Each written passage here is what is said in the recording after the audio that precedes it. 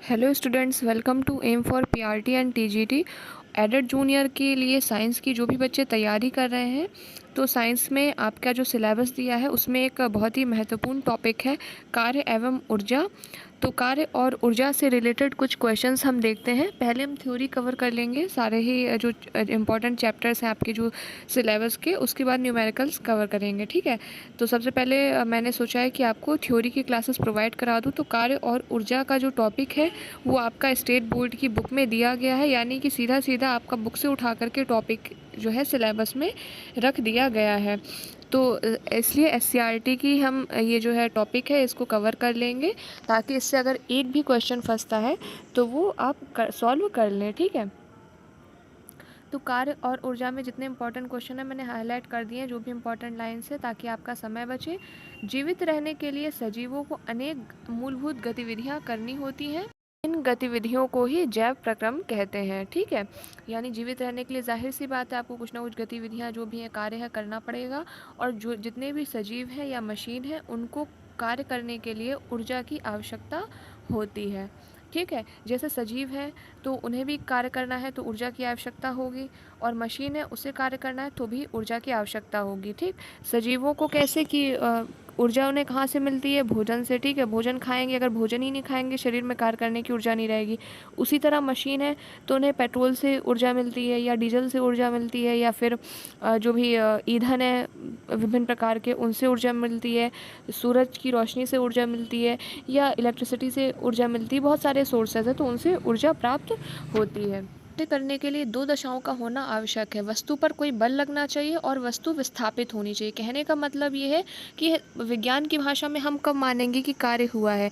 तब जब किसी वस्तु पर बल लगाया जाए। जैसे एग्जाम्पल के तौर पे ले लिया, कोई पत्थर है, बड़ा सा पत्थर है, ठीक है, हमने उस पर बल लगाया, तो पहली दशा ये होगी। दूसरी दशा क्या होनी चाहिए कि बल लगाने के बाद वो पत्थर अपने स्थान से हिलना चाहिए, चाहे वो थोड़ा सा हिले पर वो अपने स्थान से, अब जो उसने स्थान है वो स्थान चेंज करना चाहिए, विस्थापित होना चाहिए।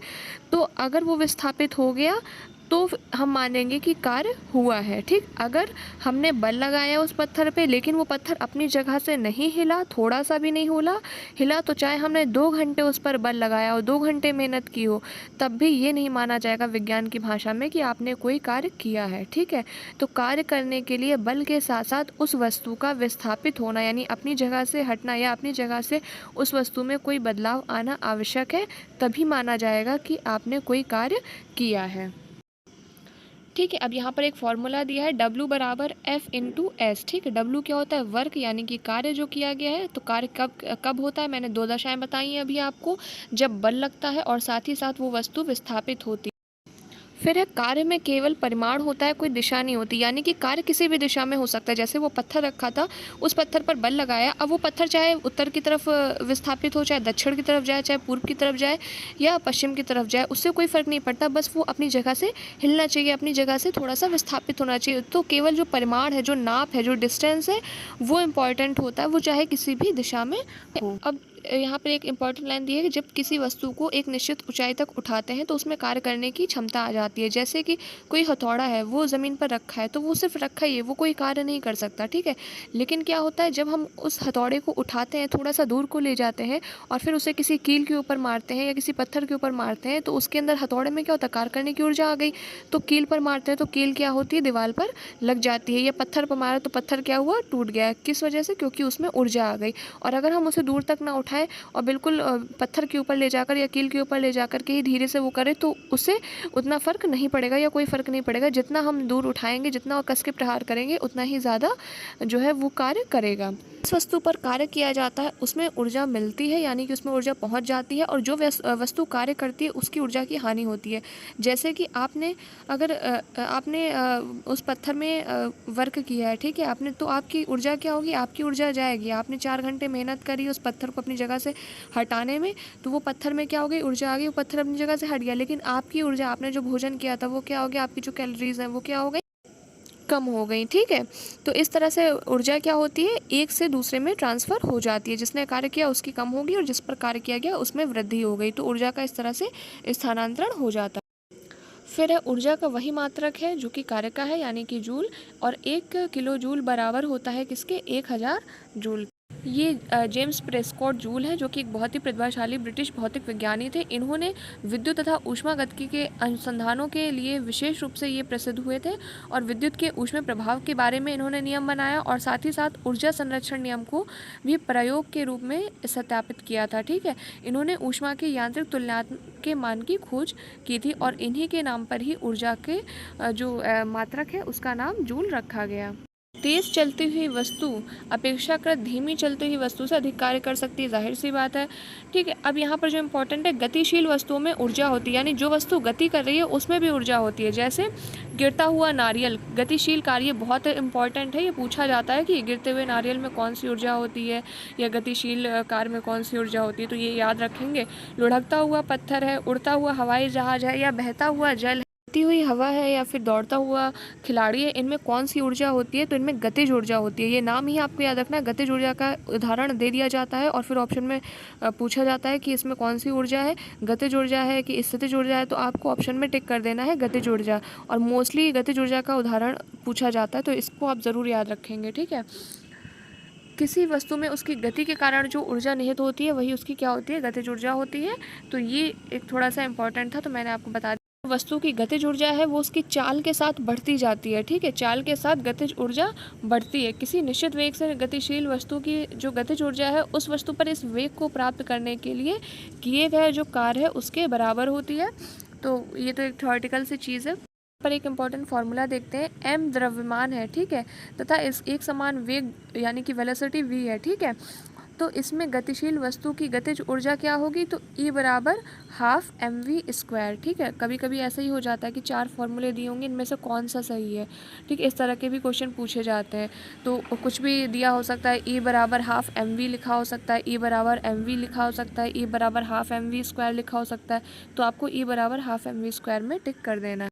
यहाँ पर देखिए, वस्तु पर किए गए कार्य के कारण इसमें क्या होता है, ऊर्जा संचित हो जाती है। किसी वस्तु को स्थानांतरित की गई जो ऊर्जा है वो इसमें स्थितिज ऊर्जा के रूप में संचित रहती है। यानी जो स्थानांतरित की हुई ऊर्जा है किसी वस्तु को, वो किस रूप में संचित होगी, स्थितिज ऊर्जा के रूप में। जैसे किसी रबड़ बैंड को खींचते हैं तो क्या होता है, हमने रबड़ बैंड को खींचा, हमने उसमें थोड़ी सी अपनी क्या डाली, ऊर्जा डाली, यानी कि हमारी ऊर्जा का स्थानांतरण हुआ उसमें। तो क्या होगा, उसमें स्थितिज ऊर्जा पहुँच। ठीक है, और जैसे खिलौना कार होता है जो चाबी से भरा जाता है, तो चाबी जब भरते तो क्या होता है, उसमें कुछ ऊर्जा गई, यानी कि ऊर्जा का स्थानांतरण हुआ, तो क्या हो गई, उसमें भी स्थितिज ऊर्जा के रूप में ऊर्जा संचित हो जाएगी। किसी वस्तु द्वारा इसकी स्थिति अथवा विन्यास में परिवर्तन के कारण जो प्राप्त ऊर्जा होती है उसी को क्या कहते हैं, स्थितिज ऊर्जा कहते हैं। वस्तु को किसी ऊंचाई तक उठाने में उसकी ऊर्जा में क्या होती है, वृद्धि होती है। तो क्या होता है, और ऐसा क्यों होता है, क्योंकि इसको ऊपर जब उठाते हैं तो वही गुरुत्वाकर्षण बल जो होता है पृथ्वी की, ये उसके विरुद्ध कार्य करती है, तो उसकी ऊर्जा में क्या होती है, वृद्धि होती है। और जो इस तरीके की ऊर्जा होती है जो कि गुरुत्वाकर्षण के विरुद्ध जो है ले जाने पर उत्पन्न होती है, तो उसे क्या कहते हैं, गुरुत्वीय स्थितिज ऊर्जा कहते हैं। कि अब इसका भी फॉर्मूला देख लेते हैं। जैसे m द्रव्यमान की कोई वस्तु है, ठीक है, इसको धरती से h ऊंचाई तक उठाया गया, h यानी कि हाइट हो गई, m उसका मास हो गया, ठीक है, वस्तु का। ठीक, और जो g हो गया वो क्या है, उसका ग्रेविटेशनल फोर्स है। तो यहाँ पर जो फॉर्मूला निकल के आएगा वो क्या होगा, W बराबर mgh हो जाएगा। ये किसके लिए है, ये गुरुत्वीय स्थितिज ऊर्जा के लिए फॉर्मूला है। ठीक, वस्तु पर किया गया कार्य है वो किसके बराबर हो गया, वो वर्क जो था जो वस्तु पर किया गया वो mgh के बराबर हो गया। तो वस्तु को mgh इकाई के बराबर ऊर्जा जो है उपार्जित हो जाएगी। तो यही जो ऊर्जा है वो क्या हो जाएगी, स्थितिज ऊर्जा हो जाएगी। यानी कि E बराबर क्या हो जाएगा, mgh, स्थितिज ऊर्जा क्या हो जाएगी, mgh हो जाएगी। ठीक है, m यानी कि द्रव्यमान, g हो जाएगा गुरुत्वाकर्षण बल और h हो जाएगा ऊंचाई। फिर एक बहुत ही इंपॉर्टेंट पॉइंट है जो आपको याद रखना है कि ऊर्जा एक रूप से दूसरे रूप में परिवर्तित हो सकती है। यानी कि ऊर्जा जो है उसको एक रूप से दूसरे रूप में परिवर्तित किया जा सकता है या वो परिवर्तित हो सकती है, लेकिन उसका जो है कभी भी विनाश संभव नहीं है। ठीक है, यानी कि ये नियम क्या कहता है, ऊर्जा केवल एक रूप से दूसरे रूप में रूपांतरित हो सकती है, लेकिन इसको ना तो उत्पन्न कर मतलब इसकी ना तो उत्पत्ति की जा सकती है और ना ही विनाश किया जा सकता है। ऊर्जा कैसी होती है, अचर होती है। ठीक, स्थितिज ऊर्जा तथा गतिज ऊर्जा का योग समान रहता है, यानी कि mgh प्लस हाफ mv² बराबर, ये कैसी रहती है, अचर रहती है। ठीक, तो ये भी आपको याद रखना है formula, mgh plus half mv²।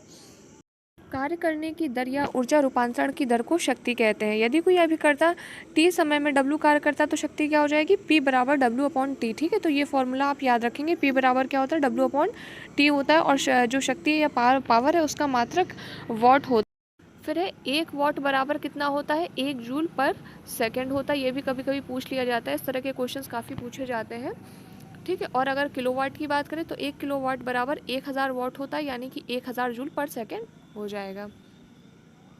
तो ये SCERT बुक की जो आपकी सिलेबस में है एडेड जूनियर साइंस के कार्य और ऊर्जा का, ये टॉपिक क्लास 9 से हमने कवर कर लिया है। ठीक है, पूरा चैप्टर हो गया है। जितने भी इंपॉर्टेंट लाइंस थे उसको मैंने हाईलाइट करके आपको 10 मिनट के अंदर पूरा का पूरा चैप्टर आपका कवर करवा दिया है। अगर आप टीचिंग एग्ज़ाम की तैयारी कर रहे हैं तो टीचिंग एग्ज़ाम से जुड़ी हुई जो भी नोटिफिकेशंस हैं, जो भी वैकेंसीज़ हैं नई आने वाली, उनसे जुड़ी हुई जानकारियाँ प्राप्त करने के लिए आप मेरे चैनल को सब्सक्राइब कर सकते हैं। इसके साथ ही साथ अगर आप टीचिंग एग्ज़ाम्स की तैयारी कर रहे हैं, कॉम्पिटिटिव एग्ज़ाम्स की तैयारी कर रहे हैं, जैसे कि KVS PRT, TGT, super TET, या फिर कोई भी PRT या TGT के एग्ज़ाम जो UP से रिलेटेड है, या फिर TGT बायोलॉजी या फिर LT बायोलॉजी की तैयारी कर रहे हैं, तो फिर आप चैनल को सब्सक्राइब कर सकते हैं, क्योंकि मेरे चैनल पर आपको डिफरेंट टाइप की बुक्स के रिव्यू मिल जाएंगे, टीचिंग बुक्स के रिव्यू। इसके अलावा हैंडमेड शॉर्ट नोट्स भी मिल जाएंगे, और जो भी SCERT NCERT बुक्स है वो भी आपको अवेलेबल हो जाएंगी। Thanks for watching.